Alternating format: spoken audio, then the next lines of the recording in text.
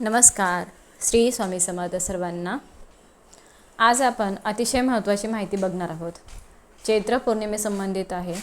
2 April 2026 वार आहे गुरुवार. या दिवशी आहे चैत्र पौर्णिमा.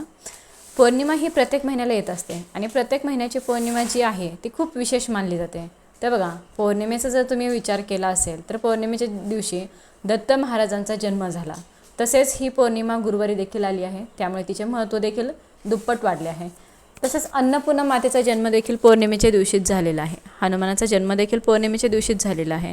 आता पौर्णिमेच्या दिवशी अशा अनेक प्रकारच्या गोष्टी आहेत. त्यावरून आपल्याला एक गोष्ट लक्षात येते की पौर्णिमा ही तिथी खूपच विशेष मानली जाते. त्यामुळे या पौर्णिमेला आपल्याला काही खास उपाय करायचे असतात किंवा काही विविध प्रकारच्या अशा गोष्टी घरात आणायच्या असतात, काही उपाय करायचे असतात जेणे घरामध्ये सकारात्मकता येते. या व्यतिरिक्त काही उपाय देखील आपण करत असतो. अमावस्या पौर्णिमा या दोन्ही तिथींना जर आपण काही विशेष उपाय केले ना तर आपल्या घरातील नकारात्मकता निघून जाण्यासाठी तर मदत मिळतेच, पण घरामध्ये कायमस्वरूपी लक्ष्मी मातेचं वास्तव्य टिकून राहतं. तर त्यासाठी आपल्याला या पौर्णिमेला, या चैत्र पौर्णिमेला काही गोष्टी घरी घेऊन यायच्या आहेत. आता ज्या गोष्टी सांगणार आहे त्यापैकी तुम्हाला जे शक्य असेल ते तुम्ही नक्कीच आणू शकतात. आणल्यानंतर फक्त आणून ठेवायची नाही आहे ती वस्तू. ज्या पद्धतीने मी तुम्हाला त्या गोष्टी सांगणार आहे त्याचं अनुकरण देखील करण्याचा प्रयत्न करा. त्याशिवाय आपल्याला सकारात्मक असा अनुभव दिसून येत नाही. तर बघा, हनुमान जयंती आहे. हा दिवस आपल्यासाठी खूप महत्त्वाचा मानला गेलेला आहे. हनुमान जयंतीच्या दिवशी आपल्या घरातील नकारात्मकता घालवण्यासाठी देखील खूप प्रभावी असे उपाय करता येतात.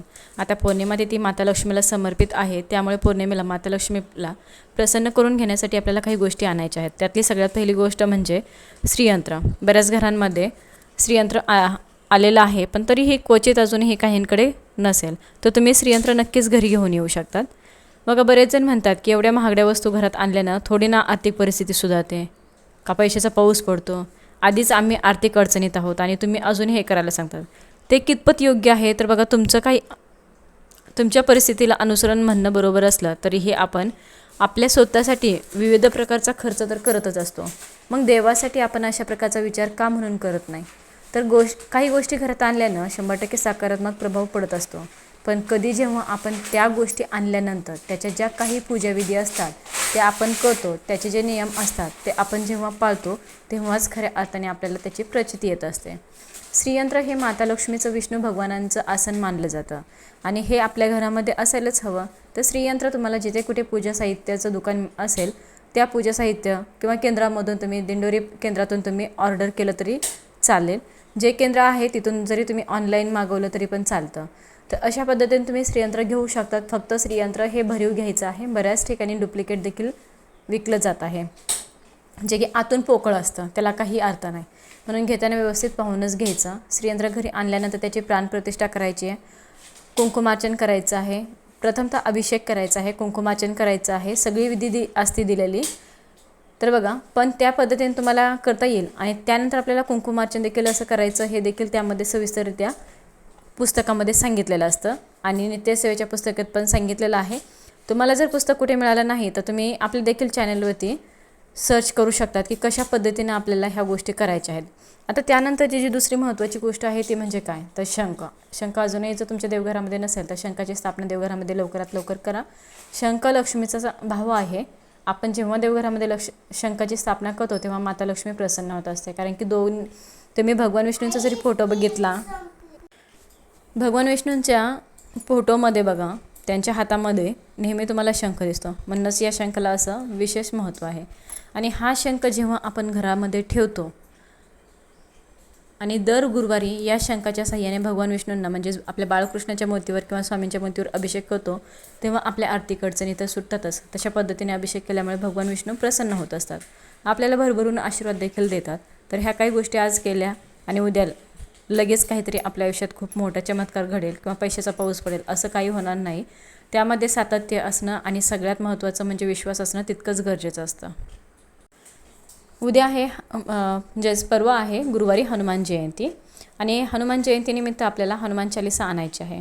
आता बऱ्याच जणांच्या, शक्यतो लोकांच्या घरामध्ये हनुमान चालीसा असेल किंवा घरातले ते पुरुष वाचतही असतील. पण जर तुम्ही अजूनही सुरुवात केलेली नसेल तर दररोज कमीत कमी एकदा, खरं तर 11 वेळेस आपण वाचायला हवं. पण 11 वेळेस जर वाचणं शक्य होत नसेल तर दिवसभरामध्ये कधीही तुम्ही एकदा तरी हनुमान चालीसा वाचत जावं. हनुमान चालीसा वाचल्याने घरामध्ये कुठलीच वाईट बाधा तुम्हाला होणार नाही. हनुमान चालीसाचं जे महत्त्व आहे ते नक्कीच ऐकलेलं असेल. घरामध्ये कुठलेही बाह्य बाधा राहत नाही. तर हनुमान चालीसा घरी घेऊन यायची आहे. ती फार काही महाग मिळत नाही, पण पुस्तकच आपल्याला आणायचं आहे. बऱ्याचदा आपण मोबाईलमध्ये वाचून म्हणतो ठीक आहे, पण तुम्हाला पुस्तक जे हनुमान जयंतीनिमित्त हनुमान चालीसाचं घेऊन यायचं आहे.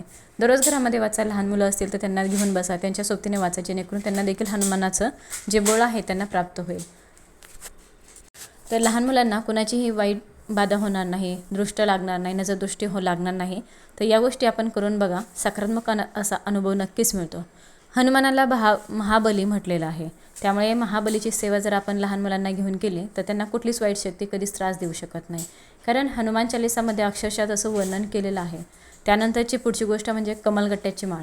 कमळ म्हटलं तर माता लक्ष्मीला प्रिय आहे. त्यामुळे कमलगट्ट्याची माळ अजूनही तुम्ही आणलेली नसेल तर आपल्या घरामध्ये आणून तिची स्थापना करू शकतात. तुमच्याकडे जर कासव नसेल, माता लक्ष्मीला प्रिय असणारं कासव म्हटलं तर माता लक्ष्मीचं एक रूप मानलं जातं. किंवा जर तुम्ही कुठल्याही मंदिरात गेला असाल तर त्या ठिकाणी देखील बाहेर कासव ठेवलेलं असतं. तर ते कासव तुमच्या घरामध्ये नसेल तर नक्की पौर्णिमेला खरेदी करा. पंचधातूचं, चांदीचं, क्रिस्टलचं देखील मिळतं. तर अशा प्रकारचं जे तुम्हाला शक्य आहे ते तुम्ही नक्कीच घ्या. कासव घरामध्ये त्याची आणा, त्याची स्थापना करा. त्यावर आकडे लिहिलेले असतील तर ते तांदळात ठेवा, आकडे नसतील तर ते पाण्यात ठेवा.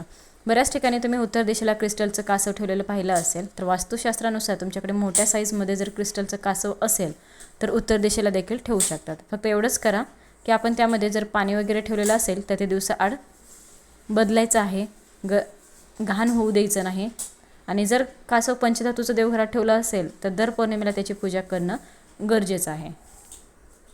तुमच्या देवघरामध्ये अजून कुठली अशी गोष्ट आहे की ती तुम्हाला खूप दिवसांपासून घ्यायची होती पण तुम्ही घेतलेली नसेल, तर अन्नपूर्णा मातेची तुमच्याकडे मूर्ती नाही तर तुम्ही त्या दिवशी तुम्ही अन्नपूर्णा मातेची मूर्ती खरेदी करू शकतात. कारण की अन्नपूर्णा मातेचा जन्म झालेला आहे पौर्णिमेला. त्यामुळे तुम्ही घरी आणू शकतात. अन्नपूर्णा मातेची तुम्ही देवघरामध्ये स्थापना करू शकतात.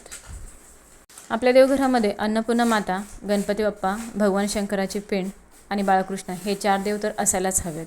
स्वामी तर आपले असतातच, पण या 4 मूर्ती ज्या आहेत त्या देखील असणं खूप गरजेचं आहे.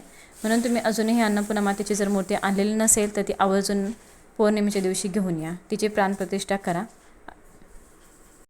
सगळ्यात स्वस्त असणारी 2 रुपये किंवा 5 रुपयाला मिळणारी अशी एक वस्तू आहे, ती आपल्या देवघरामध्ये ठेवायची आहे. ती म्हणजे कवडी. कवडीला विशेष असं महत्त्व आहे, कारण की ती समुद्रमंथनाच्या वेळी ही कवडी बाहेर आलेली आहे आणि ही देखील माता लक्ष्मीचं एक रूप मानलं जातं. म्हणून तुम्ही पौर्णिमेच्या दिवशी अगदी 5 रुपयाची एक जरी कवडी आणली, तिची पूजा करून ती आपल्या पाकिटामध्ये ठेवली, पर्समध्ये ठेवली किंवा देवघरामध्ये जरी ठेवली तरी आपल्याला ज्या काही आर्थिक अडचणी आहेत त्यापासून मुक्तता मिळण्यासाठी मदत होत असते. आर्थिक परिस्थितीमध्ये सुधारणा कशी होते तर हे बघा, बऱ्याचदा आपण कष्ट करतो, त्या कष्टाला योग्य ती साथ मिळत नाही किंवा फळ मिळत नाही आणि मग आपण म्हणतो की नशिबाची मला साथच नाही. तर हे बघा, आपल्या पत्रिकेतील जे काही दोष आहेत किंवा आपण जी सेवा करतो त्यामध्ये जर चुकून आपल्याकडून काही गोष्टी घडत असतील तर त्या ज्या घडायला नको, तर ते जे दोष आहेत ते दूर करण्यासाठी आपण या सेवा जर केल्या किंवा छोट्या छोट्या वस्तू जर देवघरामध्ये ठेवल्या, त्याची विधिवत पूजा केली, विश्वासाने जर काही गोष्टी केल्या तर निश्चितच त्याचा आपल्याला सकारात्मक असा अनुभव दिसून येतो. तुमच्या सोयीनं तुम्हाला जे घेणं शक्य होईल तो घेण्याचा प्रयत्न करा. विशेष म्हणजे ज्यांनी अजूनही सत्यनारायण पूजेला सुरुवात केलेली नाही त्यांनी नक्कीच या पौर्णिमेपासून सुरुवात करा आणि वर्षभरामध्ये तुमच्या घरामध्ये जे बदल दिसून येतील ते देखील या सेवेमुळे तुमच्या समोरच आहेत, तुमच्या समोरच असणार आहेत अनुभव जे आहेत ते. त्यामुळे जास्तीत जास्त सेवा करा, सेवेकरी व्हा. सेवा कराल तरच मिळेल मेवा. व्हिडिओ जास्तीत जास्त लोकांपर्यंत शेअर करावा आणि चॅनलवरती नवीन असाल तर चॅनलला लगेच सबस्क्राईब करा. कमेंटमध्ये श्री स्वामी समर्थ लिहायला विसरू नका. सर्वांना धन्यवाद. श्री स्वामी समर्थ.